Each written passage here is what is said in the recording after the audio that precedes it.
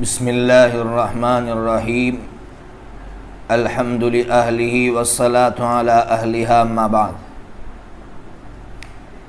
وطن کی آزادی کے لیے جن حضرات نے اپنا سب کچھ قربان کر دیا، ان شخصیات میں ایک شخصیت حضرت مولانا عبید اللہ سندھی رحمۃ اللہ تعالی علیہ کی ہے۔ حضرت مولانا عبید اللہ سندھی رحمۃ اللہ تعالی علیہ 1872 میں ضلع سیالکوٹ میں پیدا ہوئے، لیکن آپ کو حیرت ہوگی کہ حضرت مولانا ایک غیر مسلم کے گھر میں پیدا ہوئے۔ 1886 میں آپ نے کتابوں کا مطالعہ کر کر اسلام کی دولت عطا کی۔ اللہ تبارک و تعالی نے آپ کو اسلام سے سرفراز فرمایا۔ 1886 ہی میں دارالعلوم دیوبند میں داخل ہو کر بھارت کی آزادی کے سب سے بڑے لیڈر شیخ الہند مولانا محمود حسن دیوبندی کے پاس پڑھ کر دیش کی آزادی کی تڑپ پیدا کی۔ عجیب بات سنا رہا ہوں، شیخ الہند رحمۃ اللہ تعالی علیہ نے حکم فرمایا کہ عبید اللہ کابل جاؤ۔ آپ جانتے ہیں کابل کہاں واقع ہے؟ اس وقت افغانستان، پاکستان، سری لنکا اور ہمارا بھارت سب ایک تھا۔ جاؤ کابل جاؤ، اور وہاں کا جو والی ہے امیر صہیب اللہ خان، اس کے ساتھ مل کر وہاں ایک آزاد ریاست قائم کرو، آزاد اسٹیٹ بناؤ۔ 1914 کے اندر مولانا عبید اللہ سندھی رحمۃ اللہ تعالی علیہ نے وہاں ایک آزاد ریاست قائم کی، آزاد اسٹیٹ بنایا۔ اللہ اکبر! جب اس ملک میں بسنے والے لوگوں کو پتہ چلا کہ عبید اللہ اور صہیب اللہ نے مل کر وہاں ایک آزاد ریاست قائم کی ہے، تو اس ملک کے بسنے والے ہر انسان کے دل میں یہ امنگ پیدا ہو گئی کہ اب یہ ملک بھی آزاد ہو سکتا ہے۔ جب ایک عبید اللہ ایک آزاد ریاست بنا سکتا ہے تو پورا ملک مل کر کیوں اس ملک کو آزاد نہیں کرا سکتا؟ اسی کا نتیجہ تھا، سنیے، اسی کا نتیجہ تھا کہ اب تک کسی کے دل و دماغ میں آزادی کی امنگ نہیں تھی۔ یعنی عام طور پر مسلمانوں میں جو علماء تھے ان کے اندر تو آزادی کا جذبہ تھا، امنگ تھی، اور وہ آزادی ہی کے لیے لڑ رہے تھے، لیکن مسلمانوں کے علاوہ جو نان مسلم تھے اور خاص کر جو سیاسی پارٹیاں تھیں جیسے کانگریس وغیرہ، ان کے تو تصور میں بھی نہیں تھا کہ یہ ملک آزاد ہوگا اور ہم کروا سکیں گے۔ وہ تو صرف آپس میں صلح کی باتیں کر رہے تھے کہ ہم سب مل کر رہیں گے، یہاں فسادات نہیں ہوں گے، بس اس کی باتیں ہو رہی تھی۔ لیکن قربان جائیے علماء کرام کے جذبوں پر کہ علماء کرام نے یہ ہمت کی اور وہ سیاسی بصیرت جو اللہ نے ان کو عطا فرمائی تھی اس کا استعمال کیا، جس کا نتیجہ یہ ہوا کہ 1923 کے اندر حضرت مولانا سید حسین احمد مدنی نور اللہ مرقدہ نے کینیڈا کا جو اجلاس ہوا تھا، آپ کو ایک بات سناتا چلوں کہ اس ملک کی آزادی اگر مل جاتی تھی تو پوری دنیا کو آزادی ملتی تھی، اس لیے کہ اس وقت برطانیہ سپر پاور طاقت مانی جاتی تھی۔ تو اس وقت کینیڈا ہو یا دنیا کا کوئی بھی ملک ہو، وہ یہ چاہتا تھا کہ انگریزوں کے چنگل سے نکلا جائے۔ تو حضرت مولانا سید حسین احمد مدنی نور اللہ مرقدہ نے اعلان کیا تھا آزادی کا۔ اس کے بعد 1929 میں بیٹھ کر کانگریس نے آزادی کے بارے میں سوچا ہے۔ تو یہ سب کچھ کس کی بدولت ہوا؟ اور آج ہمیں یہ طعنہ دے رہے ہیں کہ تم نے اس دیش کو آزاد کرایا، نہ کانگریس نے آزاد کرایا ہے نہ کسی اور نے آزاد کرایا۔ اگر آزاد کرانے میں اہم رول ہے تو مسلمانوں کا، اور ان میں خاص کر علماء کرام کا۔ مولانا نے جب یہ آزاد ریاست قائم کی، آزاد اسٹیٹ بنایا، اس کا نتیجہ یہ ہوا کہ انگریز نے مولانا کو دیش بدر کر دیا، جلا وطن کر دیا۔ حضرت مولانا آپ سوچئے کہ حضرت کابل گئے تھے 1913 میں، حضرت مولانا کو دیش بدر کر دیا گیا۔ 1938 میں حضرت کو وطن کی واپسی کی اجازت ملی ہے۔ تھوڑی دیر کے لیے تنہائی میں بیٹھ کر سوچے کیسی قربانیاں ہوگی ان کی کہ 1913 میں کابل جاتے ہیں اور 1938 میں واپسی کی اجازت ملتی ہے۔ ہندوستان بھارت دوبارہ آئیں اور آزادی کی کوشش کرتے رہے، لیکن کوشش کرتے اللہ کا یہ ولی تھک چکا تھا۔ 1944 میں اس دنیا سے اللہ تبارک و تعالیٰ کے پاس چلے گئے، رخصت ہو گئے۔ اللہ تبارک و تعالیٰ سے دعا کرے کہ اللہ تبارک و تعالیٰ کروٹ ایسے ہمارے اکابرین کو، جنہوں نے سب کچھ، آج ہم ایک سال کے لیے گھر سے الگ نہیں ہو سکتے، اپنوں سے الگ نہیں ہو سکتے ہیں، پوری زندگی اپنوں سے الگ رہ کر گزاری ہے۔ اللہ تبارک و تعالیٰ ان کا حامی ہو، اللہ تبارک و تعالیٰ ان کی کروٹ مغفرت فرمائے۔ اس دیش کو تقسیم اور بٹوارے سے بچا کر مضبوطی کی طرف لے جانے والوں میں جس شخصیت کا اہم رول رہا ہے وہ ہے حضرت مولانا سید حسین احمد مدنی نور اللہ مرقدہ۔ حضرت مولانا سید حسین احمد مدنی نور اللہ مرقدہ 1879 کے اندر یو پی کی سرزمین پر پیدا ہوئے۔ آپ کے بڑے بڑے کارناموں میں 3 کارنامے بڑے مشہور ہوئے ہیں۔ آپ کو معلوم ہوگا کہ حضرت نے 18 سال تک روضہ اقدس کے سامنے بیٹھ کر حدیث پاک کا درس دیا ہے۔ جب استاد محترم یعنی شیخ الہند رحمۃ اللہ تعالی علیہ کو تحریک ریشمی رومال کی پلاننگ کی پاداش میں گرفتار کر لیا گیا تو حضرت مولانا بھی اپنے استاد محترم کے ساتھ ہو لیے، حالانکہ آپ کا کوئی جرم نہیں تھا، بس استاذ کے ساتھ سزا کاٹنے کو پسند فرمایا۔ آپ جانتے ہیں اٹلی کے مشہور علاقہ مالٹا کے اندر استاد محترم شیخ الہند رحمۃ اللہ علیہ کو 3 سال 2 مہینے تک رکھا گیا تھا، جہاں کڑاکے کی ٹھنڈی تھی اور ٹھنڈی سے بچنے کا کوئی حفاظتی سامان نہیں تھا۔ اس کے باوجود اپنے آپ کو استاذ کے ساتھ رکھا اور تکالیف جھیلی، استاذ کے ساتھ رہ کر آزادی کی تڑپ پیدا کی۔ میرے خیال میں یہ حضرت کا سب سے بڑا کارنامہ ہے۔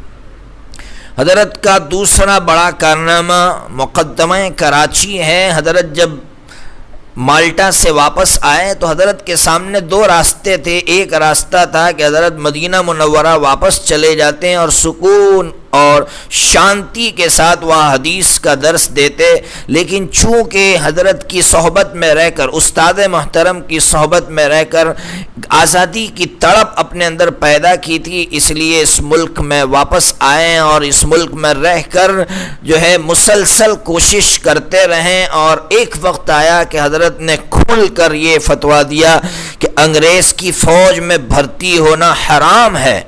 آپ سوچئے کہ کس کے خلاف فتویٰ دیا جا رہا ہے؟ موجودہ ملک کے خلاف نہیں، ہماری جو موجودہ حکومت ہے اس کے خلاف نہیں، بلکہ انگریزوں کے خلاف، جن کے یہاں مخالفت کی صرف ایک ہی سزا ہوتی تھی، پھانسی۔ حضرت کو کراچی کی کورٹ میں بلایا گیا اور کٹہرے میں کھڑا کیا گیا۔ جج نے پوچھا، مولانا آپ نے یہ بیان دیا تھا؟ حضرت مولانا نے کہا ہاں، کل بھی میں کہتا تھا کہ انگریز کی فوج میں بھرتی ہونا حرام ہے اور آج بھی یہ کہہ رہا ہوں۔ حضرت مولانا محمد علی جوہر رحمۃ اللہ علیہ وہاں کھڑے تھے، پیر پکڑ لیے اور کہا مولانا اپنے بیان میں کچھ تبدیلی لے آؤ۔ حضرت مولانا نے فرمایا کہ اگر میں نے اپنا بیان بدل دیا تو میرا ایمان بھی بدل جائے گا، اور رہ گیا مسئلہ موت کا تو میں کفن ساتھ میں لے کر آیا ہوں، اگر مجھے موت کے گھاٹ اتار دیا گیا تو مجھے اسی کفن میں کفنا دینا۔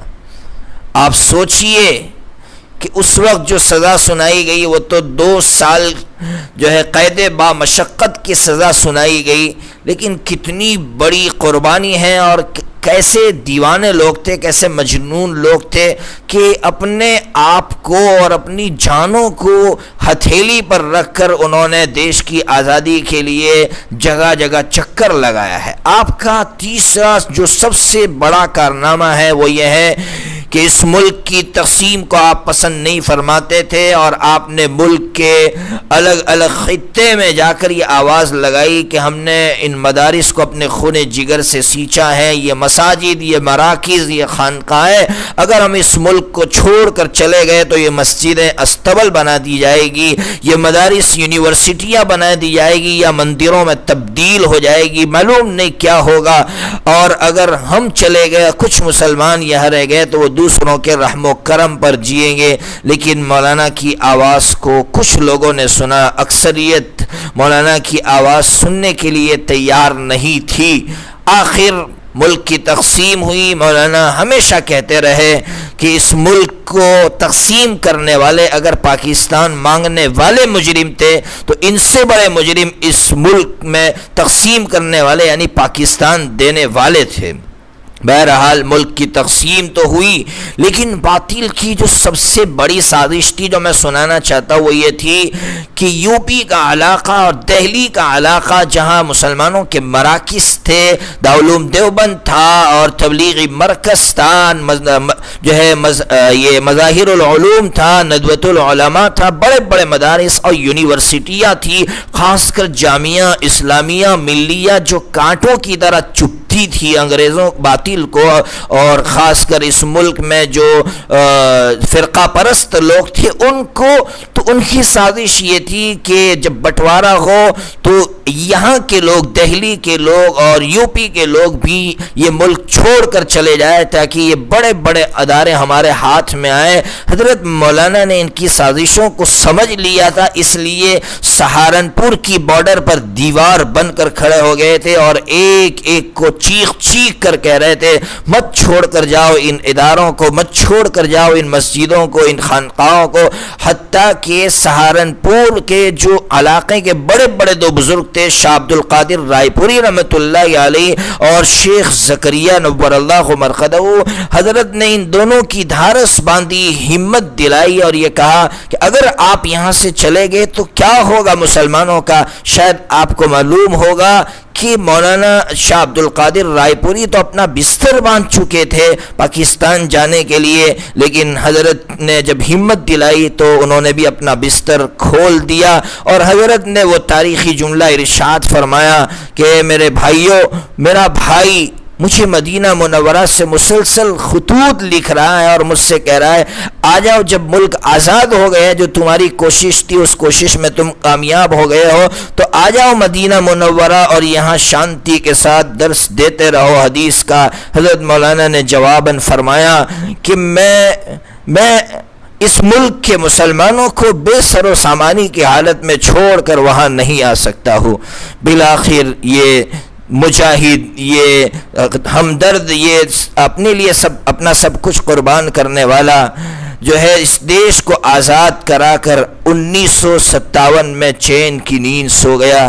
جب سو گیا تو حضرت مولانا ابوالکلام آزاد نور اللہ مرقدہ نے بہت بڑا قلمکار تھا، عجیب بات لکھی کہ یہ واحد مسلم لیڈر تھا، یعنی مولانا مدنی واحد مسلم لیڈر تھے کہ جب وہ جیل سے باہر نکلتے تو دوسرے مسلم لیڈروں کے لیے تو استقبال میں لوگ پھول نچھاور کرتے، پھول برساتے، لیکن یہ جب باہر آتا تو لوگ سڑے ہوئے ٹماٹر اور انڈے کے چھلکوں سے ان کا استقبال کرتے تھے، کوئی ان کی پگڑی کو اچھالتا، کوئی ان کے منہ پر تھوکتا، سب کچھ برداشت کیا صرف اس لیے کہ اللہ کا گھر آباد ہو اور اس دیش کی تقسیم نہ ہو۔ میں ہمیشہ ایک تاریخ پڑھنے کے اعتبار سے ہمیشہ دو جملے کہتا ہوں کہ اگر ٹیپو سلطان رحمۃ اللہ علیہ نے جو نواب جو یہ حیدرآباد کے نواب سے، نظام الدین سے اور مراٹھوں سے کہا تھا کہ تم میرے ساتھ مل کر انگریزوں کے خلاف لڑو، اگر وہ لڑتے اور وہ انگریزوں کا ساتھ نہ دیتے تو اس ملک کا نقشہ ہی کچھ اور ہوتا۔ ٹھیک اسی طرح اس ملک کی اگر تقسیم نہ ہوتی تو اس ملک کا نقشہ ہی کچھ اور ہوتا۔ اللہ ہمیں وہ فراست عطا فرمائے، اللہ ہمیں بھی وہ درد عطا فرمائے۔ حضرت مولانا ابوالکلام آزاد رحمۃ اللہ تعالی علیہ سے کون واقف نہیں ہے؟ حضرت مولانا کا کچھ تعارف آپ کے سامنے بھی رکھتا ہو۔ حضرت مولانا 1888 11 نومبر کو مکہ معظمہ میں پیدا ہوئے، یعنی آپ کی پیدائش بھی ایسی مقدس اور عظیم جگہ پر ہوئی ہے جس سے سارے مسلمان محبت کرتے، بلکہ سارے انسان محبت کرتے ہیں۔ پھر 10 سال کے بعد یعنی 1898 میں 1898 میں کلکتہ تشریف لائے۔ پھر اس کے بعد 1903 میں یعنی 15 سال کی عمر تھی اور ایک رسالہ یوں سمجھیے کہ اخبار جاری کر دیا اور اپنے قلم کا جادو پوری دنیا کو دکھایا، اور صرف جادو نہیں دکھایا، سوئی ہوئی قوم کو جگایا اور ایسے ایسے مضامین لکھے۔ اس میں یہ بھی لکھا کہ ملک کو آپ کس طرح آزاد کرا سکتے ہیں اور اس کے لیے کس طرح کی قربانیاں دینی پڑتی ہے۔ انگریزوں کو برداشت نہیں ہوا تو یہ اخبار بند کر دیا، اور پھر بند کرنے کے بعد 1915 میں بنگال سے آپ کو جلا وطن کر دیا، بنگال سے نکال دیا۔ پھر اللہ کا کرنا دیکھیے کیسے عجیب لوگ تھے، کیسے دیوانے لوگ تھے۔ 1916 میں دوبارہ ان کو رانچی کی جیل میں بند کر دیا، اس لیے کہ انگریز وہاں سے ان کو نکالتے تھے، جہاں جاتے تھے وہاں جا کر یہ انگریزوں کے خلاف بغاوت کی آگ ہی لگاتے تھے۔ پھر 1920 میں ان کو رہا کیا گیا، 1916 میں رانچی کی جیل میں بند کر دیا، 1920 میں رہا کیا گیا۔ تو مہاتما گاندھی، مسٹر گاندھی اور مولانا محمد علی جوہر اور حضرت مولانا سید حسین احمد مدنی، حضرت مولانا مفتی کفایت اللہ صاحب نور اللہ مرقدہم، ان تمام کے ساتھ مل کر ایک تحریک چلی تھی، عدم تعاون۔ آپ جانتے ہیں یعنی انگریزوں کو سپورٹ نہ کرنا، ان کے پروڈکٹ کا بائیکاٹ کرنا، اس میں حصہ لیا۔ پھر گرفتار ہوئے، 2 سال کے لیے قید کر لیے گئے۔ اسی دوران ایک عجیب واقعہ پیش آیا تھا کہ جب حضرت مولانا کو کورٹ میں بلایا گیا، جج صاحب سے پہلے جو منشی جو ملزم ہوتا ہے اس کے بارے میں کچھ لکھتا ہے، تو حضرت مولانا ابوالکلام آزاد سے یہ پوچھا تمہارا نام، مولانا نے وغیرہ وغیرہ سب بتایا۔ اخیر میں ایک سیکشن تھا کہ آپ کا پیشہ کیا ہے، تو حضرت مولانا ابوالکلام آزاد رحمۃ اللہ علیہ نے اس کی طرف نظر اٹھا کر دیکھا، اور آپ سوچ سکتے ہیں کہ ایک مولانا کا انداز تھا، مولانا کا ایک رعب تھا چہرے پر۔ مولانا نے جب آنکھ اٹھا کر اس کو دیکھا تو اس پر کپ کپی طاری ہو گئی اور کہا کہ پیشہ لکھو گے؟ کہا لکھنے کے لیے تو میں یہاں ملازم ہوں۔ کہا لکھو۔ کہا کیا پیشہ ہے آپ کا؟ کہا انگریز کے ساتھ بغاوت ہی ہمارا پیشہ ہے۔ اللہ اکبر! یعنی آپ سوچئے کہ کتنا جوش، کتنا جذبہ اور کتنے نڈر لوگ تھے، کچھ پرواہ نہیں کرتے تھے کہ ہم مار دیے جائیں گے، یہ کر دیے جائیں گے، کچھ بھی نہیں۔ پھر جج نے فیصلہ کیا، کیا فیصلہ کیا کہ آپ کے لیے 6 ماہ کی قید مشقت آپ کو دی جا رہی ہے۔ حضرت مولانا نے اس وقت یہ عجیب جملہ ارشاد فرمایا، چونکہ وہاں بڑے بڑے علماء موجود تھے۔ حضرت مولانا نے فرمایا کہ جج صاحب میں کبھی جھوٹ نہیں بولتا ہوں، ایک بات میں ضرور کہوں گا کہ میری سزا لکھتے وقت آپ کے قلم کے اندر جو حرکت اور جنبش پیدا ہوئی ہے، ایک سیکنڈ کے برابر ایک معمولی سی حرکت بھی میرے دل میں خوف کی پیدا نہیں ہوئی ہے۔ کیسے نیڈر لوگ تھے اور جج کے سامنے بے باکی کے ساتھ اس طرح بولتے تھے۔ یہی وہ وجوہات ہیں کہ ان وجوہات کی بنیاد پر انگریزوں کو یہاں سے جانا پڑا۔ پھر 1923 ستمبر میں کانگریس کے خصوصی اجلاس کے صدر بنے۔ 1930 میں دوبارہ 2 سال کے لیے گرفتار کر لیے گئے۔ پھر آپ جانتے 1942 میں اس ملک میں ایک بہت بڑی تحریک چلی تھی جس کا نام تھا ہندوستان چھوڑو بھارت چھوڑو۔ اس تحریک میں آپ نے بڑے زور و شور کے ساتھ حصہ لیا، جس کی پاداش میں 3 سال کے لیے آپ کو احمد نگر کے قلعے میں بند کر دیا گیا تھا۔ یہ وہی عرصہ تھا اور آپ کے لیے سب سے کٹھن مرحلہ تھا کہ اسی حال میں کہ آپ احمد نگر کی جیل میں تھے، آپ کی بیگم صاحبہ کا انتقال ہو گیا۔ آپ اندازہ لگائیے ایک انسان جیل خانے میں ہے اور بیگم صاحبہ کا، بیوی کا انتقال ہو رہا ہے، کیا ان کے دلوں پر کیا گزرتی ہوگی، لیکن وہ جانتے تھے کہ ہم اس دنیا میں آئے ہیں صرف اور صرف اللہ رب العزت کا نام بلند کرنے کے لیے، اور دیش کی وفاداری جو ہمیں اسلام نے سکھائی دی اس وفاداری پر قائم رہنے کے لیے، اور ہمیشہ آزادی کے ساتھ صرف ایک اللہ کی غلامی میں ہم جینے کے لیے آئے ہیں۔ میں ٹوٹل لگایا تو مجھے پتا چلا کہ زندگی کے 10.5 سال آپ نے جیل میں گزارے ہیں۔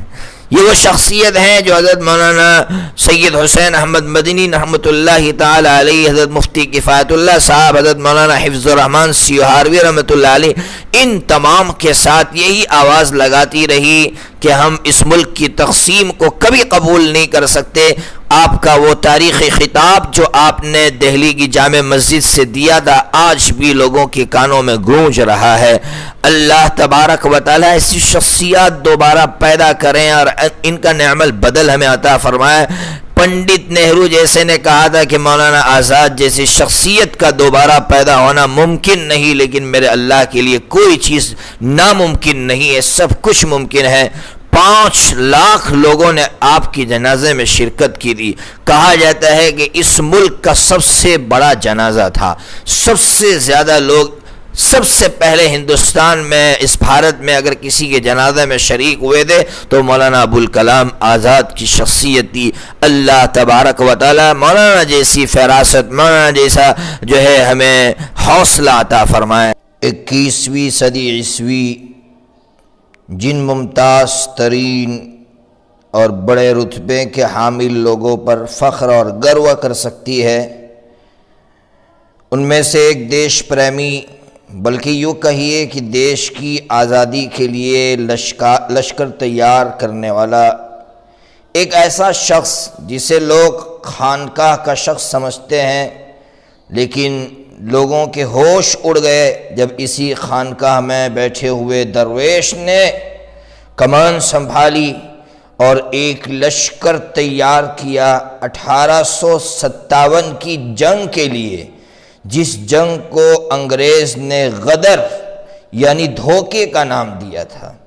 آپ اندازہ لگائیے کہ حاجی امداد اللہ مہاجر مکی رحمۃ اللہ تعالی علیہ، جن کے بارے میں لوگوں کی سوچ یہ ہے کہ یہ ایک درویش شخص تھے، ایک خانقاہ کے شخص تھے، جنہوں نے خانقاہ میں بیٹھ کر لوگوں کے دلوں کا تزکیہ کیا، لوگوں کے دلوں کو صاف کیا، لیکن لوگ یہ نہیں جانتے کہ یہی وہ شخص ہیں کہ جس نے کتنا بڑا کارنامہ انجام دیا کہ آج تاریخ اس کو بھلا نہیں پا رہی ہے۔ آپ کے کارناموں میں سب سے بڑا کارنامہ کہ آپ نے 1857 کی جو جنگ تھی اس کے لیے آپ نے ایک لشکر تیار کیا، اور صرف تیار نہیں کیا بلکہ آپ نے اس کی کمان سنبھالی۔ آئیے حاجی صاحب کے تعلق سے کچھ جانتے ہیں۔ حضرت حاجی امداد اللہ مہاجر مکی رحمۃ اللہ علیہ اپنی جو ننہال تھی نانوتا میں پیر کے دن 22 صفر 1817 میں پیدا ہوئے ہیں۔ دیش کی آزادی کے لیے 1857 میں تھانہ بھون کا انتظام حاجی صاحب نے اپنے ہاتھوں میں لیا، اور اپنے اس لشکر میں جن بڑے بڑے لوگوں کو شریک کیا، نام تو میں بعد میں کہوں گا، صرف اتنا ضرور کہوں گا کہ جب تحریک آزاد 1857 کی مجاہدین کی گرفتاری ہو رہی تھی تو وقت حاجی صاحب کے خلاف بھی وارنٹ جاری ہو چکا تھا۔ کسی نے مخبری کر دی کہ حاجی صاحب راؤ عبداللہ کے استبل میں ہیں، طبیلے میں ہیں۔ کلیکٹر بذاتے خود طبیلے پر پہنچا، اس کے بستر لگا ہوا ہے، مصلی بچھا ہوا ہے، وضو کا لوٹا بھی ہے، اور زمین گیلی ہے پانی سے، لیکن حاجی صاحب کہیں نظر نہیں آ رہے ہیں۔ جب وہ چلا گیا تو اسی وقت لوگوں نے حاجی صاحب کو مصلی پر پایا۔ اللہ اکبر، کتنا زبردست ولی تھا۔ اس لیے آج لوگ ولیوں کو سمجھ نہیں سکے ہیں۔ لوگ سمجھتے ہیں ولی کا مطلب وہ ہیں جو کسی کونے میں بیٹھ کر لوگوں کا تزکیہ کرے، لیکن اس ولی کامل نے یہ ثابت کر دیا کہ ولایت کہتے ہی اس کو ہے کہ جس میدان میں انسان کی ضرورت ہو اس میدان میں وہ اپنے آپ کو پیش کرے۔ حضرت حاجی صاحب کا دوسرا بڑا کارنامہ یہ ہے کہ آپ نے جو لشیا اس لشکر میں آپ نے دو بڑے بڑی کیا جن کو لوگ مولانا قاسم نانوتوی اور مولانا رشید احمد گنگوئی رحمۃ اللہ تعالی علیہما کے نام سے جانتے ہیں۔ آپ جانتے ہیں کہ 1857 سے پہلے بھی مسلمانوں پر جو ظلم کیا گیا، خنزیر کی جو کھال ہوتی تھی اس میں سی کر مسلمانوں کو جلا دیا جاتا تھا، اور اس سے بھی خطرناک ظلم مسلمانوں پر ہوتا تھا، کتے چھوڑے جاتے تھے، کتے نوش رہے ہوتے تھے۔ ایک انگریز عورت خود لکھتی ہے کہ میں اپنے گھر سے پستول لے کر یا بندوق لے کر نکلتی تاکہ ایسے مسلمان کو، ایسے مظلوم مسلمان پر گولی چلا دوں کہ جس کو نوچا جا رہا ہے، جو تڑپ تڑپ کر مر رہا ہے، جس کو تڑپایا جا رہا ہے۔ ایسے وقت میں ان حضرات نے اپنی جان کی پرواہ کیے بغیر انہوں نے میدان میں اپنے آپ کو میدان میں ڈالا اور اپنے آپ کو جو ہے دیش کی خدمات کے لیے پیش کیا۔ ان دونوں حضرات کا سب سے بڑا کارنامہ یہ ہے کہ ان حضرات نے دارالعلوم دیوبند کی بنیاد 1866 میں ڈالی، 1866 میں دارالعلوم دیوبند کی بنیاد ڈالی۔ ان دونوں حضرات کا مقصد یہ تھا کہ اسی دارالعلوم سے اسلام سچی تعلیمات لوگوں کو پہنچائی جائے۔ یاد رکھنا، دارالعلوم کی قیام کا اولین مقصد یہ ہے کہ لوگوں کو ایک اچھا مسلمان بنایا جائے، کیونکہ جب وہ ایک اچھا مسلمان بنے گا تو اچھا انسان بنے گا، اور جب وہ ایک اچھا انسان بنے گا تو اسلام ہی کی تعلیم ہے دیش سے محبت کرنا۔ اسی تعلیم نے ثابت کر دکھایا کہ دنیا میں اور خاص کر اس ملک میں جتنے انقلابات آئے ہیں وہ انہی مدرسوں سے پڑھے ہوئے علماء کے ذریعے سے آئے ہیں، مولاناؤں کے ذریعے سے آئے ہیں۔ اسی لیے تو جب دارالعلوم دیوبند کی بنیاد رکھی تو اسی دارالعلوم کا پہلا اسٹوڈنٹ، پہلا طالب علم مولانا محمود حسن دیوبندی، جنہیں لوگ شیخ الہند کے نام سے جانتے ہیں، اسی نے وہ انقلاب برپا کیا کہ دنیا آج اس کو بھلا نہیں پا رہی ہے۔ اس لیے میں اپنے مسلمان نوجوان دوستوں سے کہتا ہوں کہ ایسے افراد جن کو ہم خود نہیں جانتے، جن کو تاریخ نے چھپا دیا ہے، یا ہم جو نہ جاننے کی وجہ سے ہم ان کو بھولا بیٹھے ہیں، ایسے شخصیات کے کارناموں کو ہم پڑھیں تاکہ ہمارے اندر بھی وہ گرمی پیدا ہو، ہمارے اندر بھی وہ جذبات پیدا ہو، تاکہ ہم بھی اللہ رب العزت کے سامنے سرخرو ہو سکے اور یہ کہہ سکے کہ ہم نے اسلام کے لیے اور دین کے لیے اس طرح کی قربانیاں دی تھی اور اس کے لیے ہم تیار رہیں۔ اس دیش کی آزادی کے لیے جن سپوتوں نے بڑی بڑی قربانیاں دی، اپنا سب کچھ قربان کر دیا، ان سپوتوں میں سر فہرست جس سپوت کا نام ہے وہ غیور، دیش پریمی، دیش سے محبت کرنے والا حضرت ٹیپو سلطان رحمۃ اللہ تعالی علیہ ہے۔ شہید وطن حضرت ٹیپو سلطان رحمۃ اللہ تعالی علیہ کا جنم 1750 میں میسور کی سرزمین پر ہوا۔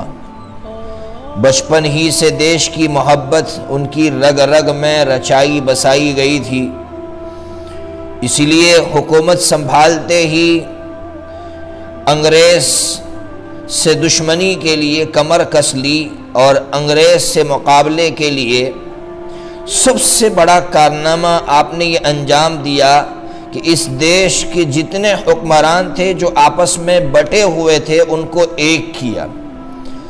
دوسرا کارنامہ، یورپ کے کئی ملکوں سے آپ نے بات چیت کی اور انگریز کے خلاف ان کو کر دیا۔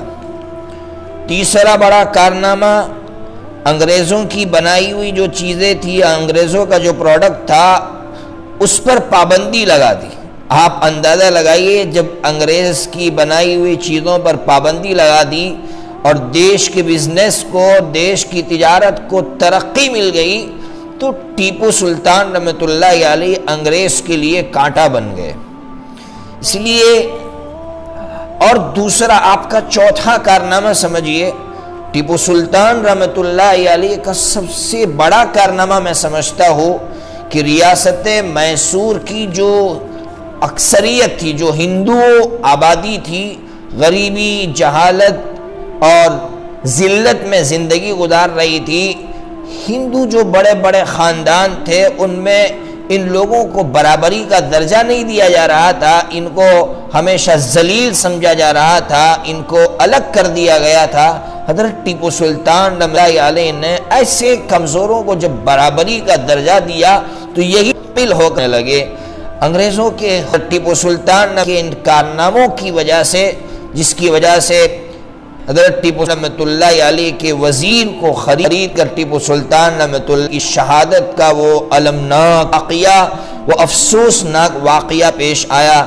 سن 1799 عیسوی میں سب سے پہلے جب کسی نے مخبری کر دی کہ یہی ٹیپو سلطان ہے، تو انگریز نے گولی چلائی جو آپ کے سینے پر لگی، آپ گر گئے۔ انگریز جب مارنے کے لیے قریب آیا، اللہ اکبر، کیا شعر تھا! حضرت ٹیپو سلطان رحمۃ اللہ علیہ نے اس کو بھی برداشت نہیں کیا کہ یہ ظالم میری تلوار کو ہاتھ لگائے۔ لکھا ہے تاریخ کی کتابوں میں کہ وہ جگہ بہت تنگ تھی، اس کے باوجود ٹیپو سلطان رحمۃ اللہ علیہ کھڑے ہوئے اور کھڑے کر جتنے انگریز تھے وہاں سب کو قتل کر ڈالا۔ اللہ اکبر، یعنی جاتے جاتے بھی ان انگریزوں کو جہنم رسید کر کے گئے، اور وہ تاریخی جملہ کہہ کر گئے کہ شیر کی ایک دن کی زندگی گیدڑ کی 100 سالہ زندگی سے بہتر ہے، اور اپنی جان حوالے کر دی۔ ٹیپو سلطان رحمۃ اللہ علیہ کے اس کارنامے کو دنیا کی کوئی طاقت بھلا نہیں سکتی ہے۔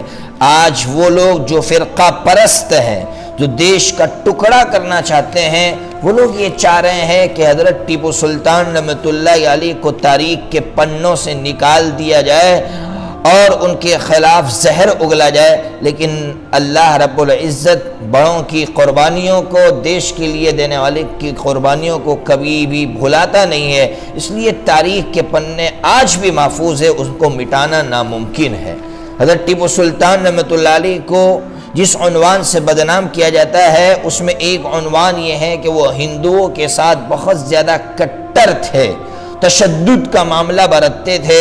حالانکہ ٹیپو سلطان رحمۃ اللہ علیہ کی زندگی کو آپ پڑھیں گے تو آپ کو ایک عجیب بات ملے گی۔ حضرت ٹیپو سلطان رحمۃ اللہ علیہ کو ایک مندر کے قریب میں مسجد بنانی تھی، آپ سب کو کر سکتے تھے، لیکن وہاں کے پنڈتوں کو بلایا، ان سے اجازت لی۔ جب انہوں نے اجازت دی تب آپ نے مندر کے قریب میں ایک مسجد، اس سے بڑھ کر ایک کہو کہ آپ کے محل کے قریب 20 مندر تھے جس کے گھنٹے کی آواز آپ کے محل میں آتی تھی، لیکن کبھی آپ نے مزاحمت نہیں کی، کبھی آپ نے شکایت نہیں کی، کبھی آپ نے ان کو برا بھلا نہیں کہا۔ اور اس سے آگے بڑھ کر آپ نے، جب ان کے والد نے، حیدر نے، جب ایک مندر تعمیر کرنے کا ارادہ کیا، وہ اس دنیا سے چلے گئے، ٹیپو سلطان رحمۃ اللہ علیہ نے اس مندر کی تکمیل کروائی ہے، اس کو مکمل کروایا ہے۔ اس لیے میں کم از کم مسلمانوں سے کہوں گا کہ یہ جو دیش کی آزادی کا سب سے بڑا سپود ہے، جس نے 49 سال کی عمر میں ایک انقلاب دیا، اس لیے آپ کی موت کے بعد انگریز نے یہ کہا تھا کہ اب یہ دیش ہمارا ہے، اب یہ دیش ہمارا ہے۔ آپ اندازہ لگائیے کہ انگریزوں کو کتنا ڈر تھا حضرت ٹیپو سلطان رحمۃ اللہ علیہ سے۔ اس لیے آج کے نوجوان ان کے کارناموں کو یاد کریں، ان کے کارناموں سے سبق لیں، اور ہمارے جو ہندو بھائی ہے، جو ہمارے نان مسلم بھائی ہے، ان تک پہنچا کر اس دیش پریمی کی قربانیوں کو زندہ رکھیں۔ انگریز کا دعویٰ تھا کہ ہماری حکومت کبھی ختم نہ ہوگی، اور اگر کوئی ختم کرنے کی کوشش بھی کرے گا تو اسے موت کے گھاٹ اتار دیا جائے گا۔ آپ جانتے ہیں 1857 کی جنگ کے بعد کسی کے اندر ہمت نہیں تھی کہ انگریز کے اس دعوے کو توڑ سکے، لیکن ایسے خطرناک دور میں دارالعلوم دیوبند کا پہلا شاگرد، پہلا اسٹوڈنٹ حضرت مولانا محمود حسن دیوبندی، جنہیں لوگ شیخ الہند کے نام سے جانتے ہیں، کھڑے ہو کر ایک ایسی آواز لگائی کہ انگریز کا دعویٰ چکنا چور ہو گیا۔ حتیٰ کہ ایک بہت بڑا انگریز رائٹر ہے جس کا نام ہے ایمپسٹن، اس کو یہ لکھنا پڑا کہ اگر اس محمود کو جلا کر بھی خاک کر دیا جائے تو وہ خاک اس گلی سے نہیں اڑے گی جس گلی میں کوئی انگریز ہوگا۔ اللہ اکبر۔ آگے لکھتا ہے یہ انگریز مورخ کہ اگر اس محمود کی بوٹی بوٹی کر دی جائے تو ہر بوٹی سے انگریز کے خلاف دشمنی ٹپکے گی۔ ایک 3.5 یا 4 فٹ کا شخص، لیکن اس کا حوصلہ دیکھیے، اللہ تبارک و تعالی نے کیسا فولادی دل عطا فرمایا تھا، فولادی حوصلہ عطا فرمایا تھا کہ انگریز لکھنے پر مجبور ہے۔ آخر حضرت شیخ الہند رحمۃ اللہ تعالی علیہ کا کارنامہ کیا ہے؟ حضرت کے بڑے بڑے کارنامے ہیں۔ سب سے بڑا کارنامہ تحریک ریشمی رومال ہے۔ آپ جانتے ہیں تحریک ریشمی رومال کا مطلب یہ تھا کہ حضرت شیخ الہند یہ چاہتے تھے کہ اس ملک کے جتنے باشندے ہیں، کسی بھی مذہب سے تعلق رکھتے ہو، سب میں اتحاد قائم ہو، سب ایک ہو جائے۔ جب ایک ہو جائیں گے تو پھر ایک ساتھ مل کر انگریز کے خلاف لڑنا آسان ہو جائے گا۔ حضرت شیخ الہند رحمۃ اللہ علیہ اس کوشش میں کامیاب ہوئے۔ تمام مذہبوں کے رہنے والے لوگوں کے درمیان میں اتحاد قائم کیا اور ان میں انگریزوں کے خلاف بغاوت کی آگ لگا دی۔ سوچئے، انگریزوں کے خلاف بغاوت کی آواز لگانا اور لوگوں کو انگریزوں کے خلاف کھڑا کرنا کتنا مشکل کام تھا کہ انگریز توپ کے منہ پر رکھ کر بٹن دبا دیتے تھے، چتھڑے بکھیر دیتے تھے۔ ایسے وقت میں پوری قوم کو، پورے ملک کو ان کے خلاف کھڑا کرنا کتنا مشکل کام ہوگا۔ اس سے بڑھ کر آپ کا دوسرا بڑا کارنامہ یہ تھا کہ اس ملک کے چاروں طرف جتنی طاقتور حکومتیں تھیں ان سے مدد لی جائے اور ان کو انگریزوں کے خلاف کر کے یک بارگی انگریزوں پر حملہ کیا جائے۔ اور اس کے لیے حضرت نے بڑی بڑی حکومتوں سے ملاقات کی، لیکن ہم جانتے ہیں کہ ہمیشہ اس گھر کو آگ لگی ہے۔ اسی گھر کے چراغ سے کسی نے مخبری کر دی کہ آپ کے خلاف اس طرح کا پلان بنایا گیا ہے، اور پلان بنانے والا کوئی معمولی شخص نہیں، ایک بڑھا ہے جس کو آپ یہ سمجھتے ہیں کہ بڑھاپے کے عالم میں کو کیا کر سکتا ہے۔ ایک بڑھا جس کی لمبائی، جس کا قد صرف 3.5 یا 4 فٹ کے برابر ہے اور دبلا پتلا سا ہے۔ انگریزوں کے ہوش اڑ گئے، لیکن انگریز اس میں کامیاب ہو گئے۔ حضرت کو ہندوستان سے باہر ہی گرفتار کر لیا گیا اور انگریزوں کی مشہور جیل مالٹا بھیج دیا گیا۔ آپ سوچئے تھوڑی دیر کے لیے، ایک بوڑھا مالٹا جہاں کڑاکے کی ٹھنڈی ہوتی ہے، وہاں حضرت نے تقریباً 3 برس 2 مہینے گزارے۔ کس حال میں آپ نے یہ 3 برس 2 مہینے گزارے ہوں گے؟ بڑھاپے کے عالم میں، جسم بالکل لاغر اور کمزور ہے، اور جسم کے اندر گوشت کا نام و نشان نہیں ہے، ڈھانچہ رہ گیا ہے۔ اسی لیے حضرت کو غسل دینے والے لوگ رو رو کر یہ بیان دیتے ہیں کہ جب حضرت کو غسل دینے کے لیے لٹایا گیا تو جسم پر ایک بوٹی نہیں تھی، صرف ڈھانچہ تھا، ہڈیوں کا ایک ڈھانچہ تھا۔ اس نے انگریزوں کو جھکنے پر مجبور کر دیا۔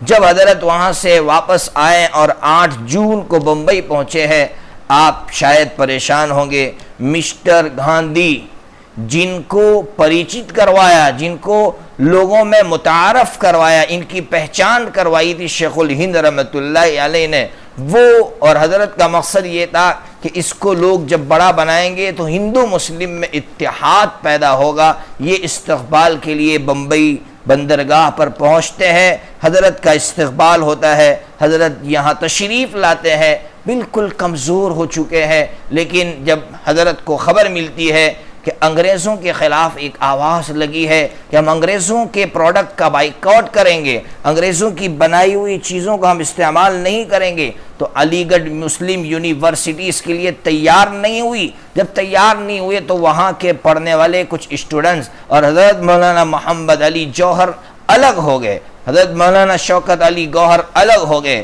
اور جامعہ ملیہ اسلامیہ کی بنیاد رکھنے کا پلان بنایا گیا۔ اس پلان کے لیے، اس کی بنیاد ڈالنے کے لیے حضرت شیخ الہند رحمۃ اللہ علیہ کو دعوت دی گئی۔ آپ سوچئے، شیخ الہند رحمۃ اللہ علیہ نڈھال ہو چکے ہیں، لیکن جب حضرت کو دعوت ملی ہے، اسٹریچر پر سلا کر حضرت کو لایا گیا، اور حضرت نے وہاں جو جملے ارشاد فرمائے، جس جملے نے انقلاب برپا کر دیا، اور اسی انقلاب کا نتیجہ تھا کہ جب اس ملک میں کالا قانون آیا تو اسی جامعہ ملیہ اسلامیہ کے جانبازوں نے اپنی جان کے نذرانے پیش کیے، اپنی جان کو پیش کر دیا۔ یہی وہ امام الانقلاب ہے شیخ الہند رحمۃ اللہ علیہ، کہ جن کے بارے میں ہمیشہ کہتا ہوں کہ انہوں نے یہ ہمیں سبق دیا ہے کہ اے میرے بعد آنے والے لوگوں، تم ہمیشہ موم کبھی مت بننا کہ آگ کے سامنے جا کر پگھل جاؤ، فولاد بن کر زندگی گزارنا کہ آگ کے سامنے جا کر تلوار بن جاؤ۔ اس لیے وہ بھی فولاد بن کر جیتے رہے، ہمیں بھی فولاد بننے کا سبق دے گئے ہیں۔ اور اس سے بڑی بات، انہوں نے اپنے بعد جو افراد چھوڑے ہیں، انہوں نے جو بندے چھوڑے ہیں، دنیا ایسے بندے چھوڑنے کی مثال پیش نہیں کر سکتی ہے۔ میں آپ کو اس کی جھلک دکھاؤں۔ مفسر کے طور پر حضرت نے علامہ شبیر احمد عثمانی جو آپ کے شاگرد ہیں، ان کو مفسر بنا کر چھوڑا، علامہ کشمیری کو محدث بنا کر چھوڑا، حضرت مفتی عزیز الرحمن صاحب، حضرت مفتی کفایت اللہ صاحب جیسے بڑے بڑے مفتیان اعظام کو بہت بڑا فقیہ بنا کر چھوڑا، حضرت مولانا سید حسین احمد مدنی نور اللہ مرقدہ کو مجاہد بنا کر چھوڑا، حضرت مولانا عبید اللہ سندھی رحمۃ اللہ علیہ کو سیاسی مدبر بنا کر چھوڑا، حضرت تھانوی نور اللہ مرقدہ کو حکیم بنا کر چھوڑا، حضرت مولانا الیاس رحمۃ اللہ علیہ کو مبلغ بنا کر چھوڑا۔ آپ سوچئے، کوئی گوشہ تشنا چھوڑ کر نہیں گئے، ہر ایک گوشے کو پانی پلا کر گئے، اور ہر ایک گوشے میں ایک ایسا شخص چھوڑ کر گئے جس نے پوری دنیا میں انقلاب برپا کیا۔ اللہ تبارک و تعالی ہمیں بھی ایسے پاکیزہ جذبات عطا فرمائے، ہمیں بھی ایسا فولادی حوصلہ عطا فرمائے کہ ہم بھی طوفانوں سے ٹکرا جائے یا طوفان ہمیں دیکھ کر اپنا رخ بدل دے۔ بسم اللہ الرحمن الرحیم، الحمد للہ وما بعد۔ محترم حضرات، آپ نے حضرت مولانا محمد علی جوہر رحمۃ اللہ تعالی علیہ کا نام سنا ہوگا۔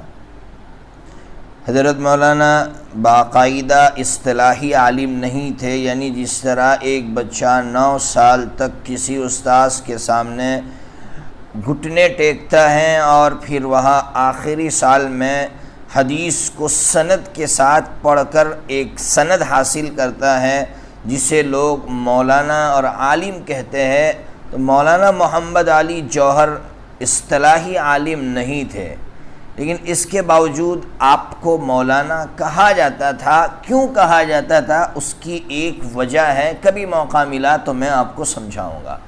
ابھی تو مولانا کے کارناموں کے تعلق سے کچھ بتانا چاہتا ہوں۔ سب سے پہلی بات کہ حضرت مولانا یو پی میں ایک بجنور ایک ضلع ہے، وہاں حضرت 1878 میں 1878 کے آخر میں پیدا ہوئے۔ 2 سال کی عمر تھی کہ والد محترم کا انتقال ہو گیا، لیکن اللہ تعالیٰ نے ماں کو بڑی ہمت عطا فرمائی تھی۔ ماں نے ہمت کی، محنت کی، پیسے جمع کیے، اور اپنے 2 با کمال بیٹوں کو یعنی محمد علی اور شوکت علی کو علی گڑھ یونیورسٹی میں تعلیم کے لیے بھیجا۔ جب ان کی تعلیم یہاں مکمل ہوئی تو 1899 میں حضرت مولانا محمد علی جوہر رحمۃ اللہ تعالی علیہ کو والدہ ہی نے انگلینڈ کی مشہور یونیورسٹی آکسفورڈ میں داخل کرایا، BA کی اعلیٰ ڈگری حاصل کی۔ لیکن سب سے زیادہ تعجب خیز، حیرت میں ڈالنے والی جو بات ہے وہ یہ ہے کہ انگریز کے پاس پڑھنے کے باوجود، انگریزی زبان میں سب سے زیادہ مہارت کے باوجود پوری زندگی انگریزوں کے خلاف وطن کی آزادی کے لیے جنگ لڑتے رہے، اور ان لوگوں کو بہت بڑا سبق دے گئے جو انگریزی زبان کے 2-4 جملے یاد کر کے انگریز کے ٹٹو بن جاتے ہیں اور اپنے دیش کو اتنا بیکورڈ اور اتنا نچلا اور اتنا حقیر سمجھنے لگتے ہیں کہ ایسے دو بندے اگر آپس میں جمع ہو کر بات کرتے ہیں تو انگریزی میں بات کرنے کو فخر سمجھتے ہیں، ہندی میں بات کرنے کو اپنی انسلٹ، اپنی توہین سمجھتے ہیں۔ ایسے غلام اور ایسے ٹٹوؤں کو حضرت نے بہت بڑا سبق دیا۔ بہرحال حضرت کے کارناموں میں بہت سارے کارنامے ہیں۔ سب سے پہلے تو ایک بات سمجھا دوں کہ مسٹر گاندھی کے ساتھ حضرت نے ستیہ گرہ، ساردا ایکٹ، تحریک خلافت، تحریک عدم تعاون یعنی انگریزوں کا سپورٹ نہ کرنا، اس طرح کی بڑی بڑی تحریکوں میں حضرت نے حصہ لیا۔ لیکن میری نظر میں حضرت کا جو سب سے بڑا کارنامہ یہ ہے کہ ہندو مسلم اتحاد کے لیے پوری زندگی کوشش کرتے رہے۔ آپ کو معلوم ہوگا کہ انگریز کو جب یہ محسوس ہوا تحریک خلافت کے بعد کہ ہندو مسلم ایک ہو چکے ہیں، تحریک خلافت کا مطلب یہ تھا کہ جب ترکیوں کی جو حکومت تھی جو پوری دنیا پر تھی اس کو ختم کیا تھا انگریزوں نے، ٹکڑے ٹکڑے کر دیے تھے 1924 میں، تو اس وقت سب نے مل کر تحریک خلافت برپا کی تھی اور انگریزوں کو یہ سبق دے رہے تھے کہ ہم آپ کی اس سازش کو کبھی قبول نہیں کریں گے۔ اس کے بعد انگریزوں نے بڑی عیاری کے ساتھ ایک شدھی تحریک چلوائی تھی جس کو ہندوؤں کو تیار کیا تھا، اور وہ یہ آواز لگا رہے تھے مسلمانوں میں جا کر کہ تم پہلے ہندو تھے، تمہیں زبردستی مسلمان بنایا گیا ہے، تمہاری چوٹیاں کاٹی گئی ہے، جس کی وجہ سے یہ ملک ایک آگ میں جلنے لگا تھا، نفرتیں ایک دوسرے کے اندر ڈالی جا رہی تھی۔ ایسے وقت میں حضرت مولانا پورے ملک کا دورہ کر رہے تھے اور دیش کے باشندوں کو سمجھا رہے تھے کہ یہ انگریزوں کی سازش ہے، اس سے بچنے کی ضرورت ہے۔ سب سے بڑی چیز جو میری نظر میں حضرت کا سب سے بڑا کارنامہ میں سمجھتا ہوں وہ یہ ہے کہ حضرت یہاں سے انگلینڈ گئے اور انگلینڈ کی پارلیمنٹ میں یا کورٹ میں بیٹھ کر حضرت نے یہ بیان دیا تھا جس کا ایک جملہ بہت تاریخی ہے۔ حضرت نے یہ کہا تھا کہ میں یہاں آپ کے پاس ہماری دیش کی آزادی مانگنے کے لیے آیا ہوں، اگر آپ مجھے آزادی دیں گے تو ٹھیک ہے، ورنہ میں اپنی قبر یہی بناؤں گا۔ اللہ تبارک و تعالیٰ کو آپ کی ادا، آپ کا یہ جملہ اتنا پسند آیا کہ آپ کا انتقال انگلینڈ ہی میں ہوا، لیکن اللہ کا فیصلہ دیکھیے کہ انگریزوں سے نفرت تھی تو اللہ تبارک و تعالیٰ نے دفن کے لیے انگریزوں کی زمین کو مقدر نہیں فرمایا، بلکہ بیت المقدس جو انبیاء علیہ السلام کا مدفن ہے، جہاں انبیاء علیہ السلام آرام فرما رہے ہیں، اس سرزمین پر اللہ تبارک و تعالیٰ نے آپ کا مدفن بنایا، آپ کو دفن ہونا نصیب فرمایا۔ اللہ تبارک و تعالیٰ ہمیں بھی ایسی غیرت ایمانی، غیرت اسلامی وطن سے وفاداری عطا فرمائے۔